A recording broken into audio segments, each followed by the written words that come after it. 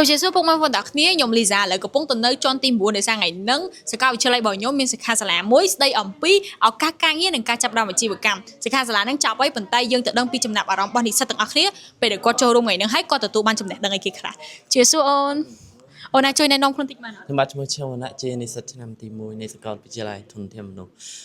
ក្រោយពីបានចូលរួមសិក្ខាសាលាស្ដីពីឱកាសការងារនិងការចាប់ផ្ដើមអាជីវកម្មនោះមកខ្ញុំទទួលបានឱកាសច្រើន3ចំណុចធំៗទី1តកតងទៅនឹងការចាប់ផ្ដើមក្នុងអាជីវកម្មហើយទី2យើងទទួលបានឱកាសការងារក្នុងការអភិវឌ្ឍខ្លួនហើយទី3យល់ដឹងផ្នែកលក់ផ្នែក sale ឲ្យច្រើនអូខេ tip ផ្នែក sale ឯខ្លះដែលគាត់និយាយមកអូនចាប់អារម្មណ៍ជាងគេហ្នឹងហើយtip ផ្នែក sale ដែលខ្ញុំចាប់អារម្មណ៍ជាងគេគឺរស់រាយរាក់ទាក់អូខេ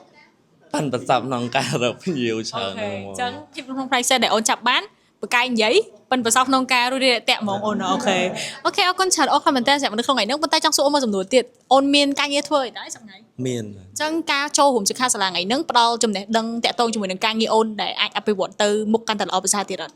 បានខ្ញុំយល់ដឹងច្រើនគាត់បញ្យល់ច្រើនតាក់ទងទៅនឹង sale ឲ្យយើងរស់រាយរាក់ទាក់អញ្ចឹងហើយគាត់បញ្យល់ពី tip ច្រើនទៀតក្នុងផ្នែក sale ហ្នឹងហើយនឹងមានជំនាញច្រើនទៀតហើយក្រុមហ៊ុនគាត់ក៏កំពុងតែត្រូវការបុគ្គលិកដែរអញ្ចឹងអ្នកដែលចង់រកការងារធ្វើអីអាចធ្វើបានអូខេអរគុណច្រើនមែនតើសម្រាប់ថ្ងៃហ្នឹងអូនអរគុណអូន